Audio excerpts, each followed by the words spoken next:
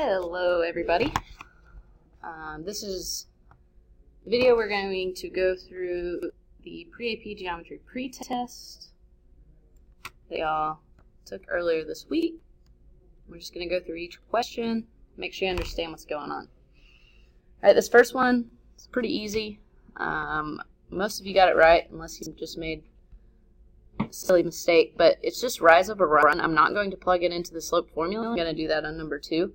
Here, I'm just going to count rise over run. So it goes up 6 over 1. Boom. A is the answer. Okay? So our rise is 6. Our run is 1. Simplifies to 6. Just make sure you don't get the rise and run mixed up, and you'll be fine. Alright, for number 2, now I am going to use this formula. So it's y2 minus y1 over x2 minus x1. And I'm just going to plug these numbers in that I've already labeled. So my y2 is negative 3. My y1 is 18, minus 18. And then my x2 is 10, and then minus 20. Alright, so we've got a negative 21 over a negative 10. And since we have a negative over a negative, those cancel out. And it just simply becomes 21 over 10. And so B is going to be the answer for that one. Right, moving on to number 3. For this one, it says slope-intercept form on your formula chart. Slope-intercept form is on there. You do not have to have that memorized. It's y equals mx plus b. Most of you have that memorized. But if you don't, okay, so the formula chart's for. All you have to do now is figure out this b. The way you do that is you plug your x and your y in, and you plug your slope in, which is your m, solve for b. Okay? So our y is going to be negative 2. Our m is 2/3. And our x is negative 3. Alright, and then it's just going to be plus b, and that's what we're solving for. So I'm going to multiply. Negative 3 times 2 is negative 6. Divided by 3 is going to be 2. Alright? So it's going to be a negative 2 because negative 3 times times positive 2 is a negative 6. So negative 6 divided by 3 is negative 2. Plus b. We're going to add 2 on both sides. So our y-intercept is 0. So what that means is we need to plug this slope in and have a 0 for our y-intercept. So our slope is positive 2/3. So that makes A the answer to that. Alright, on to number 4. So I have the formulas listed out, and that's just from the formula chart. So it's the slope formula and then slope-intercept form, because the two things we need are the slope and the y-intercept for this, and this just gives us 2 points. So we need to find the slope from those 2 points first. Okay? So I'm going to plug my y2, which is negative 4, and my y1, which is 3. In the denominator, in the numerator, and then in the denominator, I will have 1 minus 0. Alright. So we've got negative 4 minus 3. So I'm going to change that to plus a negative 3, negative 7 over 1. So our slope is negative 7. That is our m. And that we can use to plug in to the y equals mx plus b. Now, you just need to pick a point. Either one. They will both work. One of them, they need to be your x and y. I'm just going to pick this one and plug those numbers in. So our y is 3. Our slope is negative 7. Our x is 0. I picked this one because it's easier, because those cancel out. So it just becomes 3 equals b. Alright. And now we just need to plug our slope in, which is negative 7, and our y-intercept in. our B and our M, and that is what we get. So just make sure a lot of these look very similar. So if you end up messing up and making this a +7, you can get the whole thing wrong. So just really make sure that you're checking your answers on this. All right, number 5. This, it's also on the formula chart. This is point slope form. If you get confused on which one you're using, look at the answer choices. That will help you. They look similar. So we have our x1 and we have our y1. We have our slope. We need to plug those 3 things in. So y minus 4. It's a +4 here. When you plug it in, there's a negative sign in the formula. So make sure you notice that. And then 2 times x minus 4. Okay? Great. So we have plugged everything in that we need. And that's going to be our answer. This one's actually really easy because it gives you everything you need. It's called point slope form. It gives you a point and it gives you the slope. So you just need to plug numbers in. The reason people get this wrong is because they forget to change the negative sign. So just make sure you plug it in correctly and you'll be fine. Alrighty. So we struggled on this. If you got them right, fantastic. If you didn't, you're not the only one. It's okay. So we've got, it's Pythagorean theorem. Alright, you'll learn that last year. But we've got these radicals on there. So it can look kind of crazy. So I'm going to take my a squared, b squared, c squared. We don't know what c squared is. So I'm going to put it right there. Okay, this is actually a lot easier than it looks. This becomes 25. This just becomes 122. Alright. Oh gosh. That's too much. Too many 2's. Getting crazy. And so that becomes 147 equals c squared. Alright. This is where... So all you'll have is the baby calculators, which I will only use functions that are on the baby calculators. I just don't have one with me right now. So we are wanting to simplify this and take the square root of 147. So our goal right here is to figure out, is there a perfect square that goes into this? You can also use these to help you figure that out. But our perfect squares are like this. 4, 2 squared is 4. 3 squared, 9. 4, 9, 16, 25, 36, 49, 81, 100, and so on. So we've got to figure out which is the largest one of these numbers that goes into 147. So I'm going to put 147 in, and then I'll divide it. So I know that 100 doesn't go into it, but does 81 go into it? Nope. 147 divided by 49. Oh, yes, it does. It goes in there 3 times. So, square root of 49 and the square root of 3, they multiply to equal 147. So if we take those apart and simplify them, we can turn that into 7 root 3, because we know that the square root of 49 is 7. Alright. It's kind of low on this one. Hopefully I can see that. But that's the process that you use to simplify those radicals. Okay, moving on to this one, number 7. We have, so our a squared, we don't know what our a squared is, plus 9 squared equals square root of 145 squared. So we've got x squared plus 81 equals 145. And now, 145 minus 81.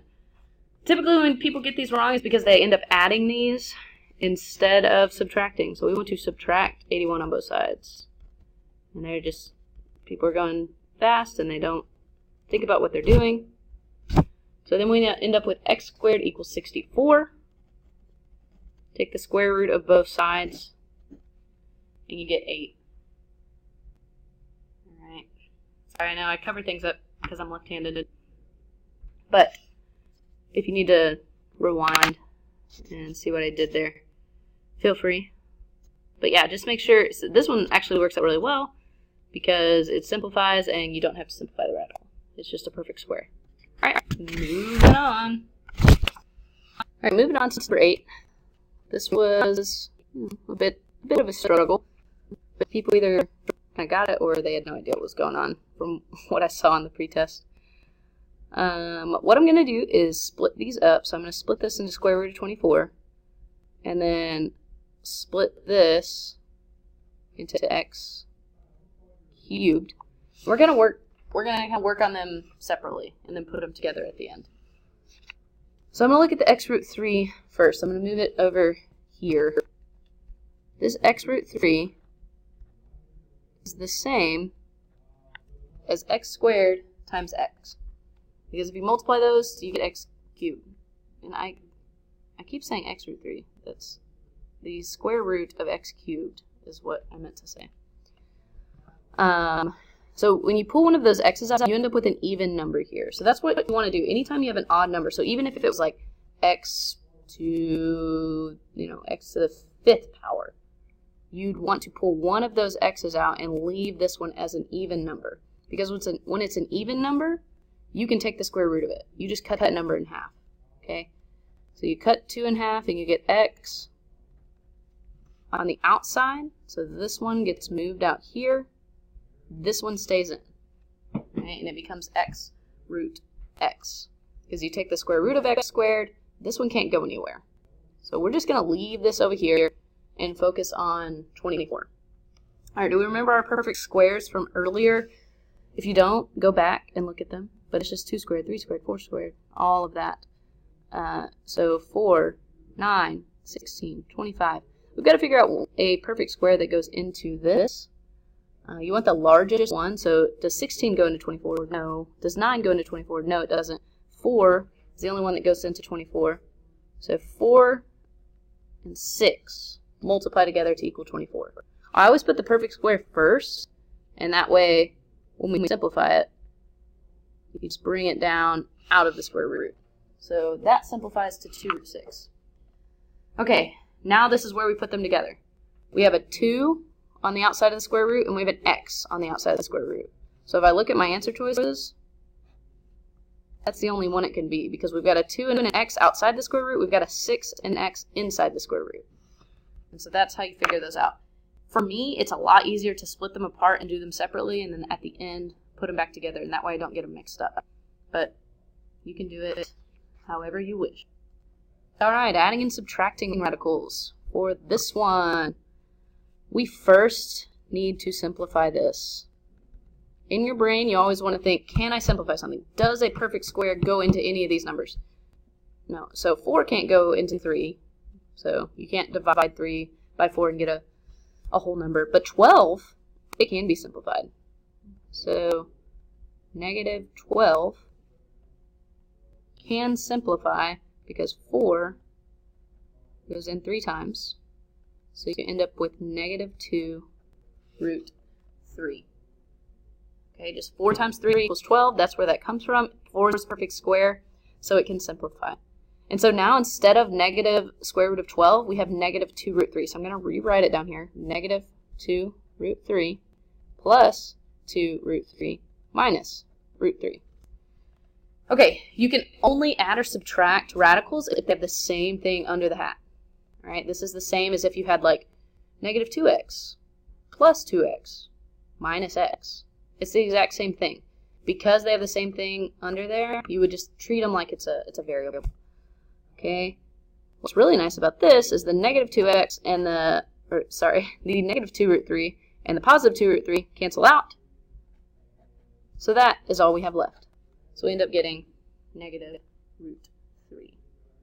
Which is very nice. Alright, this is distance formula. If you need to write this formula down, then do it. It's from the formula chart. Okay, so I'm just going to plug the numbers in. This should be review for you guys. Negative 6 minus our x1, which is 8 squared, plus 7 minus 3 squared. We've got negative 6 minus 8. You end up with negative 14 squared plus 4 squared. Alright, I want to be clear here. What ends up happening is this 14, negative 14, when squared, the negative disappears. Right? So it becomes a positive 196 and a positive 16. And then you add them together and you end up with 212. Alright. So we've got 212, and then we need to take the square root of that, and that you can just put into the calculator. This one kind of works out nice. You don't have to simplify the radical. We were being nice. And you get 14.56. And you can just put that into your calculator. All right, number 11. This one, it's factoring. It's actually really easy because all you are doing is pulling out the common factors. So you look and you say, what do these two have in common? Well, 3 goes into both 9 and 3. And there's also an x in both. So you can pull out an x, you can pull out a 3. And then you got to figure out what is left over. If we take 9 and divide it by 3, 3 is left over. We take x squared and divide it by x, you only have 1x left over. And then under here, that 3 was taken out. So it just becomes a 1, so we don't write anything. And the x was also taken out. Alright. So there, this is what it ends up being. It was actually a lot easier than it looked initially. Alrighty, so if you need to draw this, I'm going to show you how to factor using box method. If you have a different method, go for it. Use it. But in this video, I'm going to show you box method. So what I have is a t-chart right here with 40. Here, negative 40, actually. And then I drew a box and I put the a coefficient here, so n squared. And I put negative 40, which is the c coefficient. So we've got the first and the last. Alright, what am I doing with this 40? I'm going to take all of the factors of 40, so 40 and 1, 20 and 2. 40 does not divide evenly by 3, 10 and 4. And what I'm trying to find is which one of these factors will combine to equal a positive 6. Alright, one of them has to be negative. Alright, and what I have here is if I take a positive 10 and a negative 4 and I add them together, they're going to equal that middle number. So that is what we are looking for. Yay, we found it. None of these could combine to equal a positive 6. Alrighty, so that is where I'm going to plug these numbers in. I'm going to plug this positive 10 in here, negative 4 in there. Now I'm just going to take the greatest common factor of each one of these. So the largest number that goes into here. So starting with the rows, greatest common factor of this row is going to go in that spot. N is the largest I can make it because this is 1 n squared. This only has 1 n in it, and it's not n squared, so it just has to be an n. This one, same thing, n. So this column above it, you put it the greatest common factor.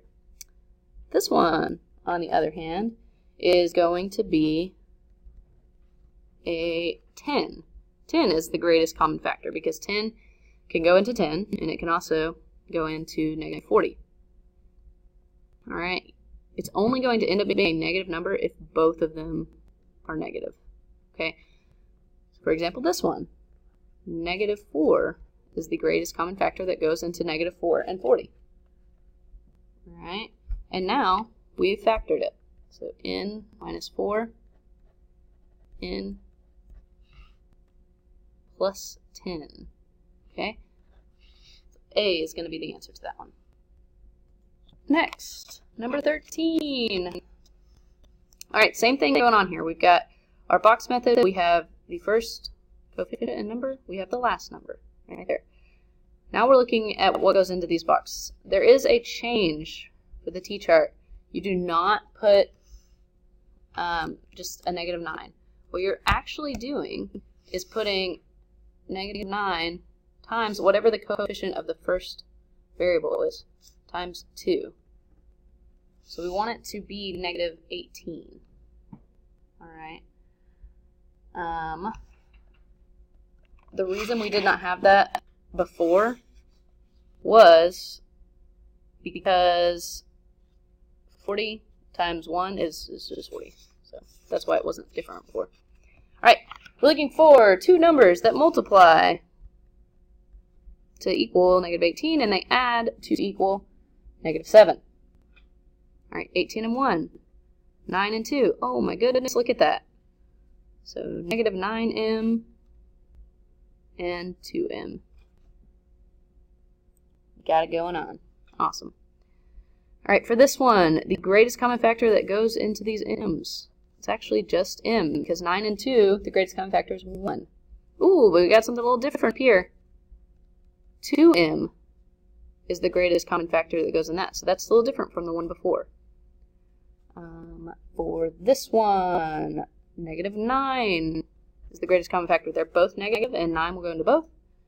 And for this, just a +1 is the greatest common factor. So you end up with m plus 1 and 2m minus 9. 2m minus 9. And then m plus 1. Ooh, D, that is close. That almost threw me off. So just make sure you're paying attention to the answer. Alright, this one says to solve by substitution. So what we're going to do is to solve for one of the variables. I'm going to choose y. And when I solve for that one, I'm going to solve for y on the second one just because the numbers are smaller. But honestly, it really doesn't matter. So -3x minus y equals 16. So I'm going to add 3x on both sides. -y equals 3x plus 16. Divide by -1 on both sides. So y will equal -3x minus 16. Now, you can take that y and plug it in to the top equation. So -7x plus, so instead of y, we're going to write this. We're going to write -3x minus 16. That makes sense? So instead of writing that y, which was right there, we write that -3x minus 16. And that's going to equal 24. Now it's just algebra. Now you're just adding those together, -10x. We're going to add 16 on both sides. So -10x equals 40. X equals -4. Alright, great. So we've solved for x equals -4. So we can automatically cross out b. That's not going to be the answer. Now we just have to figure out if the y is -4 or +4. How we do that is we take what this x value is and we can plug -4 into that. And then you just solve for y. So y equals -3 times -4 minus 16. So y equals a +12 minus 16. Y equals -4. So both x and y equal -4. It's a pretty easy way to simplify. Okay, this is to solve by elimination. So what we're going to do is find a way to make either the x coefficient or the y coefficient match up so that when we add it together, they can cancel out. And I'll show you what I mean by that. What we can do is multiply this whole thing by 2, and then if this ends up being 2x, when we add them together, they'll cancel out. So we're going to multiply that by 2. 2x plus 9y, or sorry, I can't multiply, 18y, and then that equals -56. So I just multiplied all the way across, multiplied everything by 2. Alright? And then negative 2x minus 4y equals 0. This did not change at all. Alright, now we get to add everything together. So, that cancels out. This becomes a positive 14. And this equals negative 56. So we just need negative 56 divided by 14, which I'm going to have to use my calculator because my brain doesn't want to work this morning. Oh, it's 4. Okay. So y is going to equal negative 4. So if we did it right, then D should be the answer, but I'm going to check and make sure. We have y equals 4. Let's go ahead and solve for x by plugging negative 4 in for y. So negative 2x minus 4 times negative 4 equals 0. Now we can solve for x. Negative 2x minus, it's actually going to be plus 16 because negative 4 times negative 4 equals 0. We're going to subtract 16 on both sides. Negative 2x minus 16. Negative 2x equals negative 16.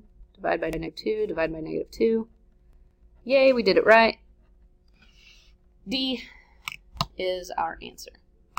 Okay, if you are struggling with any of these, I would highly recommend going to Khan Academy. And if you can't figure out, like, number 15, just type that in.